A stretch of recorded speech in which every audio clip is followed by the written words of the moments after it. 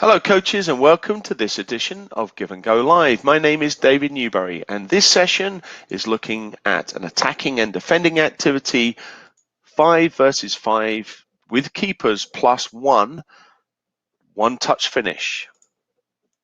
In the first sequence we notice that there are no goalkeepers, so that is the first thing that we notice in this activity to begin with.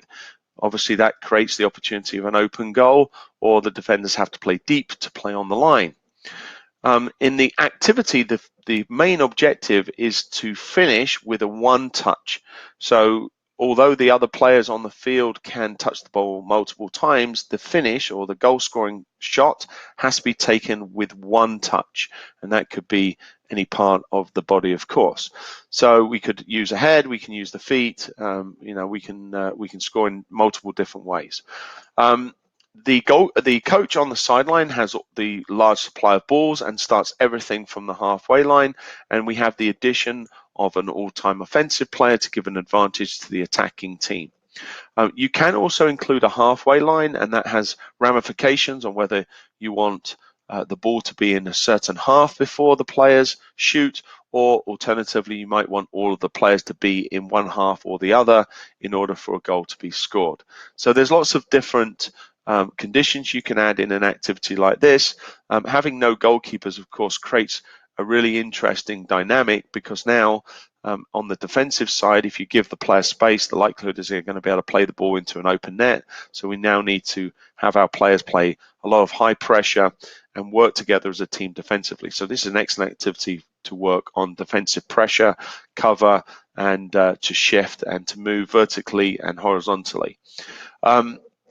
The one touch condition does encourage the players to take more shots. So although a lot of the shots will be off target and they may shank them, they will start to understand that in order to score, you've got to take a snapshot. So they're not really thinking about it. They're taking much more instinctive shots, which will help some of the players develop that level of confidence in their shooting ability.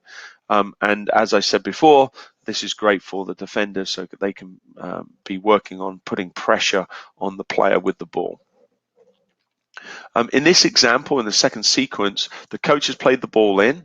The player receiving the ball has dribbled past one of the defenders and then made a pass and a combination with the all-time offensive player, and the player eventually shoots first time.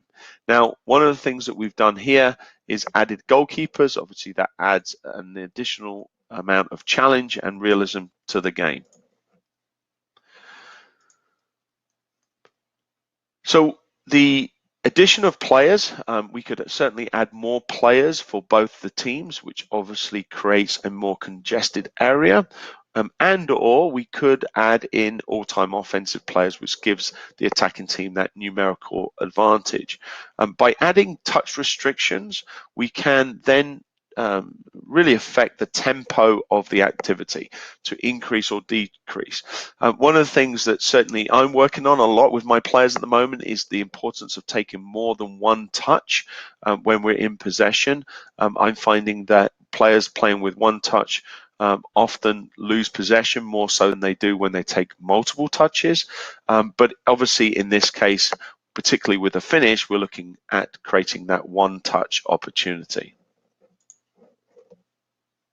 And then in the third sequence, we've added in a central zone. Now, that central zone could be used for a number of reasons. In this case, we have added the condition that in order to score, you must strike the ball from inside that central zone.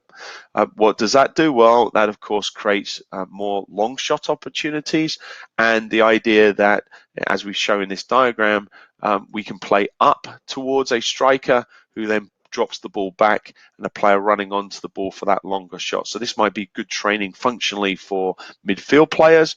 Equally, we could say that in order to score, you must be in the final third, which now encourages through balls. It encourages players to get into wide positions and cross the ball in to areas in front of goal. So now we're talking about much closer to the goal where it's going to be congested, and we might be able to encourage the players now start taking crosses into the box with players running on. So it does change the focus and the conditions of where you demand that the player finishes from, whether it's in the last third, the middle third, or even in this case, because the goals aren't that far away, the final third. And let's think about some of the other conditions we can add here. So one is that we could, by using the zones, have players that are restricted to a certain zone to begin with. When they play forward into the zone in front, they can move forward.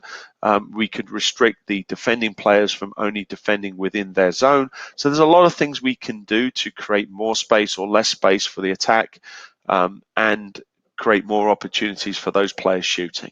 But in this activity, the main point is one touch finish, and that means we've got to have players that are alert and ready to pounce on the ball and take shots when they feel that they have a clear shot at goal. Well, thank you, coaches, for joining me on this edition of Give and Goal Live.